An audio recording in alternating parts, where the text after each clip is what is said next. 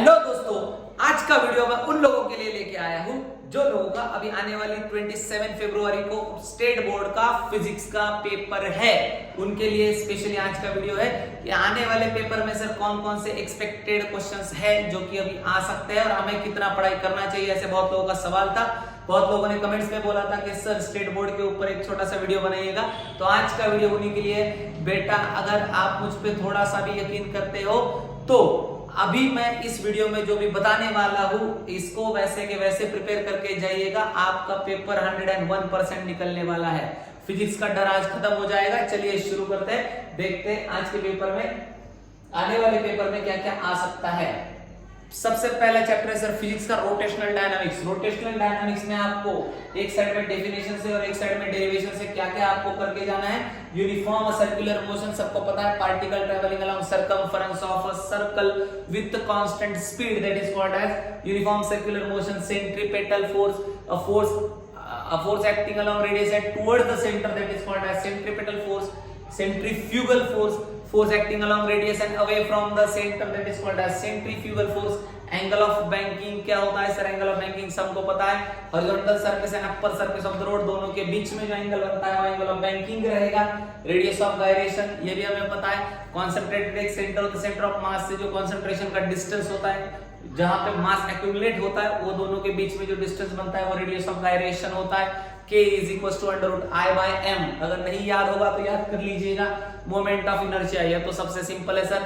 जब भी body rotate करती है तो रोटेट करते वक्त जो अपोज मिलता है उसे हम लोग मोमेंट ऑफ इनर्शिया कहते हैं। I is equals to mr square, mass into square of the distance, उसका फॉर्मूला है। तो ये छोटे छोटे डेफिनेशंस आपको करके जाना है। वर्टिकल सर्कुलर मोशन ये बहुत काम का है, ये डेरिवेशन आपको आने के चांसेस है पेपर में। वर्टिकल सर्कुलर मोशन कुल मिला के तीन अलग अलग डिफरेंट टाइप्स ऑफ वेलोसिटीज होते हैं, v1 v2 v3। आपको मैंने ट्रिक में बताया था under root gr, under root 3gr, under root 5gr, ऐसे वेलोसिटीज होते हैं तीनों के तीनों। Parallel axis theorem, parallel axis theorem क्या होता है? अदर एक्सिस का मोमेंट ऑफ इनर्शिया कितना होता है? Centre plus mh square, centre plus mh square, ये होता है अदर एक्सिस का।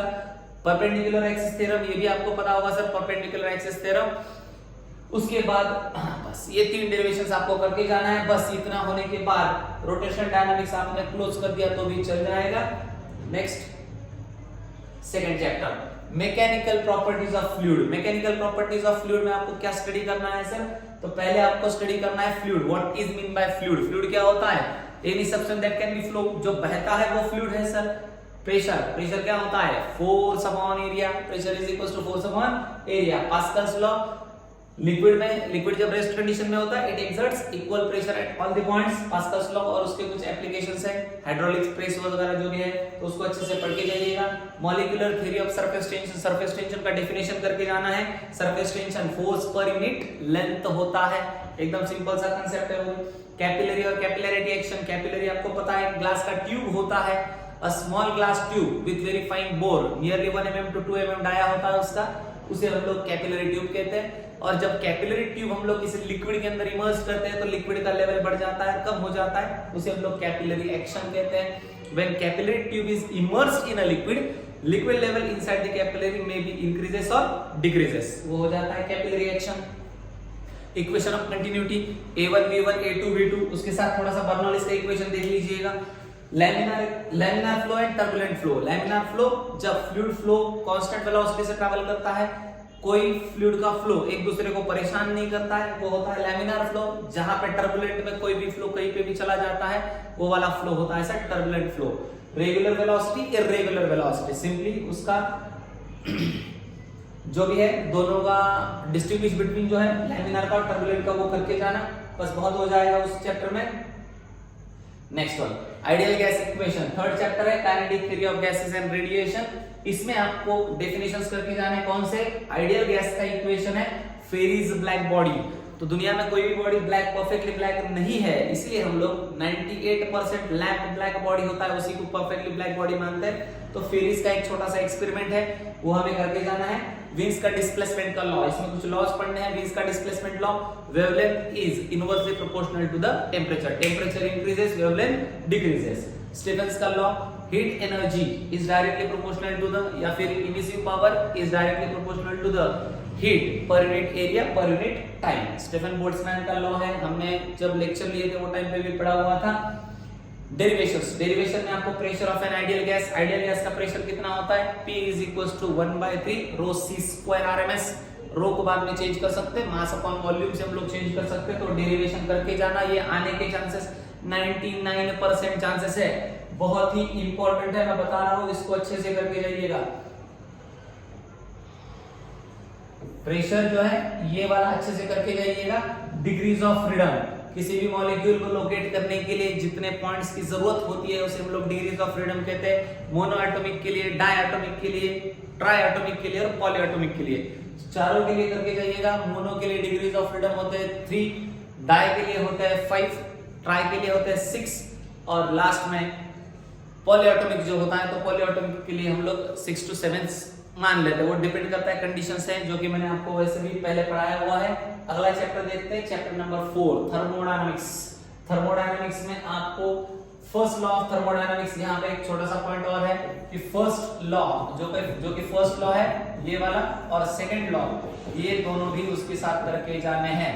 First law second law, zeroth का लॉ होता है जो हमने बचपन में सीखा है sir. First body A is thermal equilibrium with B, B is thermal equilibrium with C, then A is thermal equilibrium with C होता है। जीरोथ का लॉ रिवर्सिबल, इरिवर्सिबल। उसके बाद हीट इंजिन्स और रेफ्रिजरेटर क्या काम करते हैं, उनका छोटा सा वर्किंग है जो कि आपको करके जाना है। थर्मोडायनामिक्स बड़ा ही मजेदार टॉपिक था ये। ऑसिलेशन, एक होता है लीनियर एसएचएम। लीनियर एसएचएम पता है सबको, simple harmonic motion. Force is directly proportional to the displacement होता है sir. So force is directly proportional to the displacement और उसको हटाने के लिए हम लोग kx का यूज करते हैं और दोनों एक दूसरे को अपोज करते हैं। फेज इन एसएचएम, जिसमें हम लोग इक्वेशन भी देखा हुआ था, displacement y is equals to a sin omega t plus और माइनस पाई, ये वाला इक्वेशन। फेज क्या होता है सर, पार्टिकल की पोजीशन दिखाने के लिए जिसका इस्तेमाल करता है वो फेज होता है। फ्री एंड फोर्स्ड वाइब्रेशन, ये उसमें आ सकता है। Differential equation in SHM, differential equation in SHM, ये तो बड़ा सिंपल पॉइंट था। एनर्जी इन एसएचएम और सिंपल पेंडुलम, ये पॉइंट्स हमें आज करके जाने हैं। अच्छे से प्रिपेयर कर लो, आने वाले 27 में ये क्वेश्चंस आने के चांसेस बहुत ही ज्यादा है।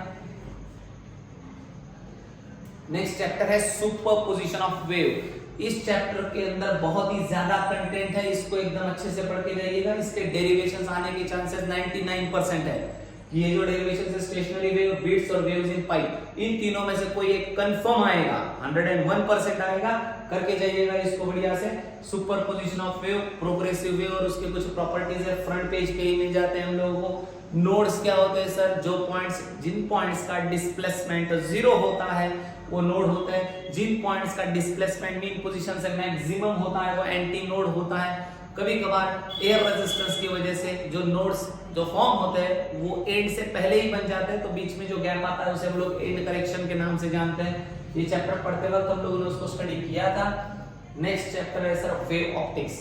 वेव ऑप्टिक्स में आपको ब्रेवस्टोक का जो लॉ है ये पूछे जाने की संभावना बहुत ज्यादा है, और यंग्स का डबल स्लिट का एक्सपेरिमेंट है, ये दोनों आने के चांसेस बहुत ज्यादा है। Diffraction, light rays are bending at the edge of an object. एक लाइट का प्रॉपर्टी है सर कि लाइट जब भी आता है तो उसके कॉर्नर पे आने के बाद वो बेंड हो जाता है, तो डिफ्रैक्शन ऑफ लाइट। और उसकी जो टाइप है दोनों, फ्रेस्नेल डिफ्रैक्शन, फ्राउनहोफर डिफ्रैक्शन, ये भी दोनों करके जाना है आपको। बाकी वेव फ्रंट और वेव नॉर्मल के एकदम बेसिक है, जो हमें 21st जो आपने लिया होगा शायद से, उसके स्टार्टिंग में ही आपको इसके बेसिक डेफिनेशंस मिल जाएंगे। ह्यूजेंस का प्रिंसिपल थ्योरी में पूछ सकता है 2 मार्क्स के लिए। Next one, electrostatic, one of the major part of the physics.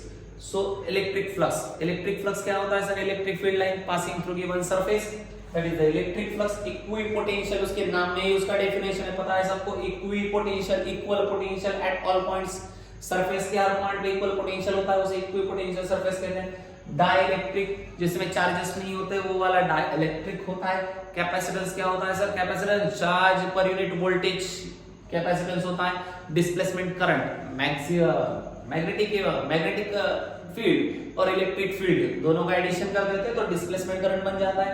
Gauss law भी आपको आने के चांसेस 100% है, 100% ये टॉपिक आपको आएगा, या तो गॉस लॉ आएगा या तो उसके एप्लीकेशंस आएंगे, लेकिन आएंगे जरूर। आएंगे जरूर, लिख लीजिएगा, नोट डाउन कर लीजिएगा, ये आएगा जरूर, ये कर लीजिएगा बेटा। Capacitance of capacitor, capacitance of capacitor जो है, तो कैपेसिटेंस कैलकुलेट करने के लिए फॉर्मूला था अपने पास C is equal to A K epsilon naught divided by B। ये जो डेरिवेशन है ये करके जाना है। अरेंजमेंट ऑफ कैपेसिटर्स में क्या होता है सर, दो टाइप के अरेंजमेंट होते हैं, एक सीरीज अरेंजमेंट और दूसरा parallel arrangement. Series arrangement exactly resistors के रेसिप्रोकल में उल्टा काम करता है। Arrangement of capacitors, electric dipole का जो फॉर्मूला है उसको अच्छे से करके जाइएगा, ये वाला पूछने के चांसेस बहुत ज्यादा है। इसमें सबसे इंपॉर्टेंट गॉस लॉ है बेटा, अच्छे से करके जाना। और कैपेसिटेंस गॉस लॉ और उसकी एनर्जी, कैपेसिटर की जो एनर्जी है, एनर्जी ऑफ अ कैपेसिटर, ये भी बढ़िया से करके जाइएगा। एनर्जी ऑफ अ कैपेसिटर भी आने के चांसेस है आपको। 1/2 CV स्क्वायर किया हम लोगों ने, E is equal to 1/2 CV square, ये वाला बढ़िया से करके जाइएगा, ये भी आएगा। नेक्स्ट चैप्टर है करंट इलेक्ट्रिसिटी। करंट इलेक्ट्रिसिटी में किरचॉफ्स के जो लॉ है, किरचॉफ्स के लॉ करके जाने, किरचॉफ्स के दोनों law, Kirchhoff's current law, Kirchhoff's voltage law. Algebraic sum of all the charges at the junction is always 0, और किरचॉफ्स का voltage law, summation of all the EMFs and summation of all the EMFs is always 0। तो ये दोनों law अच्छे से करके जाना है स्टेटमेंट के साथ। व्हीटस्टोन का नेटवर्क क्या काम करता है, रेजिस्टेंस को मेजर करता है। रेजिस्टेंस को साइक्लिक क्वाड्रिलेटरल में 4 रेजिस्टेंसेस लगाते हैं, लेफ्ट अपॉन राइट। फॉर्मूला एकदम क्लियर है उसका, R1 divided by R2, R3 divided by R4 resistance को कैलकुलेट करने के लिए। फिर उसी का मॉडिफिकेशन बनाया था सर व्हीटस्टोन इन्होंने, जो कि था मीटर ब्रिज। इसमें 1 मीटर का वायर यूज किया जाता है, इसीलिए फिर हमने उसमें भी देखा था कि 2 L शेप के मेटल प्लेट्स हैं, फिर इनके बीच में एक ऐसा प्लेट होता है, एक साइड अननोन रेजिस्टेंस X होता है, एक साइड नोन रेजिस्टेंस R होता है। यहाँ पे व्हीटस्टोन का जो मीटर ब्रिज का जो वायर है 1 मीटर का वो होता है, यहाँ पे बैटरी पोटेंशियल लगाया जाता है। कंस्ट्रक्शन अगर आता है तो इसको अच्छे से लिखना, पॉइंट टू पॉइंट लिखना, पैसेज नहीं बनाना, इतना याद रखिएगा।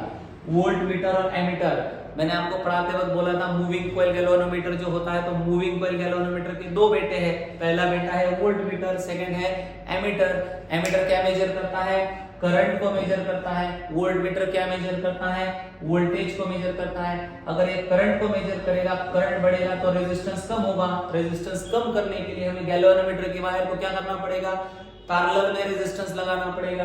अगर इसको पैरेलल में लगा दिए तो वोल्टेज को वोल्टमीटर को सीरीज में लगाना पड़ेगा। इसका शंट जो होता है, उस शंट का रेजिस्टेंस निकालने का फार्मूला जो होता है S is equal to IgG upon I minus IG। ये तक यहाँ तक का डेरिवेशन अच्छे से करके जाइएगा। दोनों में वो पूछ सकता है कि डिफरेंस क्या होता है, ये भी याद रखिएगा। एक है सर वोल्ट मीटर के लिए हम लोगों ने शंट निकालने का फार्मूला था X is equal to V upon I minus G होता है, तो इसको भी अच्छे से याद रखिएगा। गैल्वेनोमीटर वाला 2 ही तो फॉर्मूले थे उसमें, तो थोड़ा सा सोच समझ के इसको करिएगा। नेक्स्ट चैप्टर है magnetic field due to electric current. Magnetic field due to electric current, magnetic force on electric current. Magnetic force on electric current, तो इलेक्ट्रिक करंट का फोर्स कितना होता है सर, सभी फॉर्मूले याद करके जाइएगा कि एक होता है सर B, एक होता है force is equal to charge into magnetic field. ये बढ़िया से करके जाइएगा। मूविंग कॉइल गैल्वेनोमीटर जो मैंने आपको सिखाया था कि बेटा 2 मैग्नेट होते हैं कॉन्केव शेप के, एक फ्रेम होता है, उसके अंदर एक सिलेंडर होता है, फिर वो रोटेट करता है और करंट को मेजर करने के लिए हम लोग यूज करते हैं मूविंग कॉइल गैल्वेनोमीटर, MCG कहते हैं हम लोग उसे। उसके बाद मैग्नेटिक डाइपोल मोमेंट बायोट-सावर्ट्स का लॉ करके जाइएगा, बहुत काम का है। वैसे ही सेम एम्पियर्स का लॉ, सोलेनॉइड टोरॉइड 100% आएगा, बढ़िया से करके जाइएगा, 100% आएगा। एम्पियर्स का लॉ, सोलेनॉइड का एप्लीकेशन, टोरॉइड का एप्लीकेशन। मैग्नेटिक फील्ड सोलेनॉइड के लिए निकलता है म्यू नॉट NI, और टोरॉइड के लिए भी मैग्नेटिक फील्ड होता है म्यू नॉट NI। बस फर्क ये है, यहाँ पे N होता है number of turns per unit length, और यहाँ पे N होता है number of turns divided by 2πr। बस इतना ही डिफरेंस है दोनों में, दोनों अच्छे से करके जाइएगा। एम्पियर्स का लॉ क्या होता है sir, line integral in magnetic field always equals to absolute permeability by total current flowing through the closed loop. ये एम्पियर का लॉ होता है। स्टेटमेंट याद करके जाइएगा, बहुत ही सिंपल सा कंसेप्ट है, 5 ही पॉइंट दिए मैंने इसमें, ज्यादा नहीं दिए हैं। Next, magnetic material. Magnetic materials की भी कोई बहुत बड़ी बात नहीं है, थोड़ा सा सिंपल है अच्छे से। Torque acting on a magnetic dipole. Torque क्या होता है, mv sin थीटा, उसको करके जाइएगा कि टॉर्क कितना होता है sir, tau. Torque is equals to mv sin theta, ये बढ़िया से करके जाइएगा। Magnetic moment of revolving electron. Magnetic moment calculate करने का फॉर्मूला कैसे निकलता है उसका, magnetic moment is equals to current into area, और एक छोटा सा डेरिवेशन है, बुक में अच्छे से देख लीजिएगा, मैंने जब क्लास में था तो उसको पढ़ाया हुआ है, आपकी नोटबुक में भी आपको मिल जाएगा। मैग्नेटाइजेशन एंड मैग्नेटिक इंटेंसिटी, इसके साथ ही आता है सर क्यूरीज लॉ। क्यूरी का जो लॉ होता है इसको भी अच्छे से लर्न करके जाइएगा, बहुत सिंपल सा स्टेटमेंट है, 2 मार्क्स के लिए वो आपको पूछ सकता है, उसके भी चांसेस बहुत ही ज्यादा है। चलिए आगे देखते हैं, electromagnetic induction, one of the most important topic और है सर फैराडेज लॉ। फैराडे के 2 लॉ है, सबको पता है, मैग्नेटिक फील्ड, मैग्नेटिक फ्लक्स और कॉइल से रिलेटेड है, दोनों के बीच में रिलेटिव मोशन होता है तो कॉइल के अंदर ईएमएफ जनरेट होता है।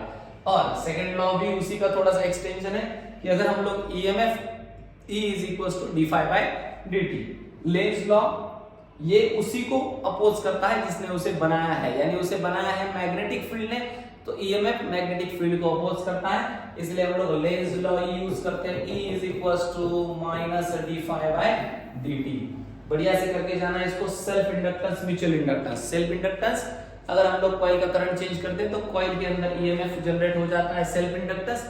पहले कॉइल का करंट चेंज करते हैं तो दूसरे कॉइल में ईएमएफ जनरेट हो जाता है, इसे कहते हैं म्यूचुअल इंडक्टेंस। सेल्फ इंडक्टेंस को L से दिखाएंगे, म्यूचुअल इंडक्टेंस को M से दिखाएंगे। मैंने 2 पेजेस पे आपके नोटबुक बहुत अच्छे से लिख के दिया है, बढ़िया से करके जाना एकदम। Energy stored in a magnetic field, magnetic field में एनर्जी कितना होता है, E is equals to 1/2 Li square, 1/2 Li square, ये वाला जो फॉर्मूला ये बढ़िया से करना, बहुत अच्छे से करके जाना। ट्रांसफॉर्मर भी 100% आने वाला टॉपिक है, बढ़िया करना है एकदम। ट्रांसफॉर्मर जो होता है सर 100% आने वाला टॉपिक है। पावर वैसा का वैसा रखता है, लेकिन वोल्टेज अगर कम है तो वोल्टेज को ज्यादा कर देगा, करंट ज्यादा है तो करंट को कम कर देगा। वोल्टेज और करंट में फ्लक्चुएशन देता है लेकिन पावर चेंज नहीं होने देता है।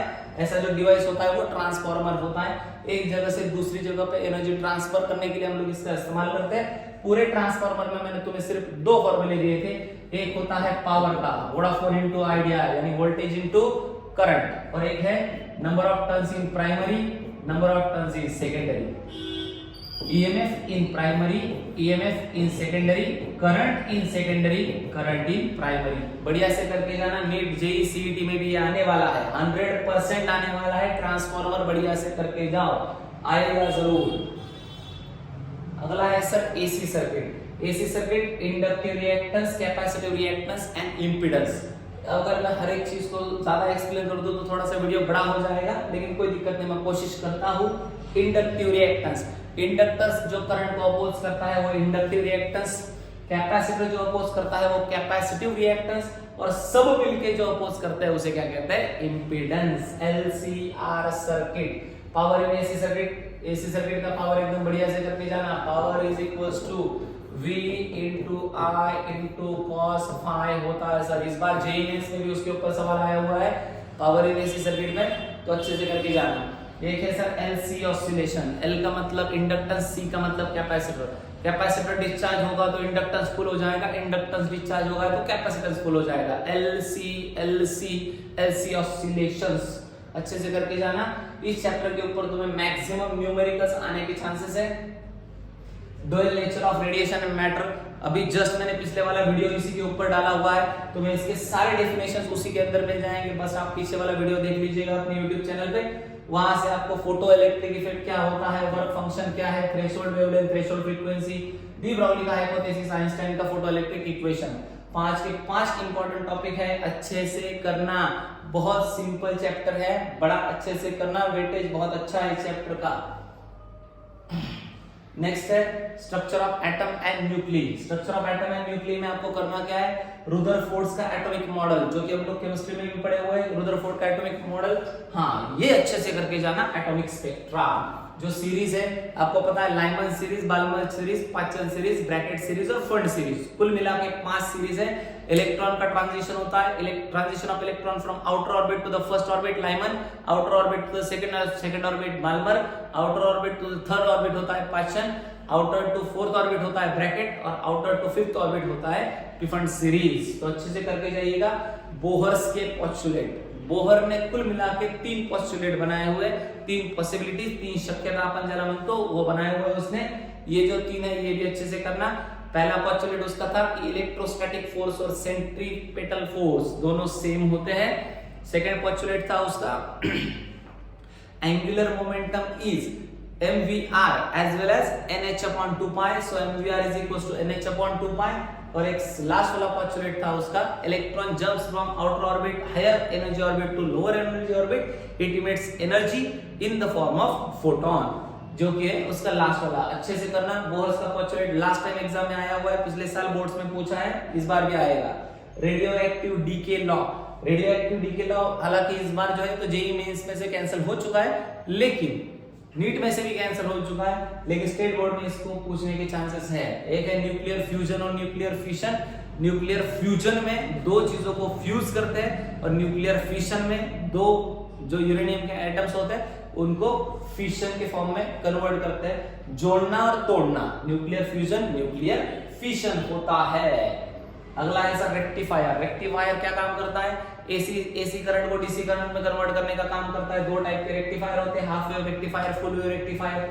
हाफ वेव रेक्टिफायर जो नेगेटिव हाफ साइकिल से उसको एलिमिनेट करते हुए जाएगा और सिंगल डायोड यूज होता है। फुल वेव रेक्टिफायर जो कि पूरा यूज करता है सर, कन्वर्जन कर देता है, नेगेटिव हाफ साइकिल को भी कन्वर्ट करके पॉजिटिव में कन्वर्ट कर देता है। जेनरल का डायोड जो एक स्पेसिफिक वोल्टेज के लिए जनरेट किया गया है। फोटो डायोड जो है पीएन जंक्शन का डायोड है, लाइट इमिटिंग डायोड एलईडी। और एक ये कंफर्म आएगा लॉजिक गेट्स 100% एग्जाम में आएगा, मैं गारंटी के साथ मैं लिख के देता हूं बेटा, मेरा नाम बदल देना अगर लॉजिक गेट क्वेश्चन में नहीं आया तो।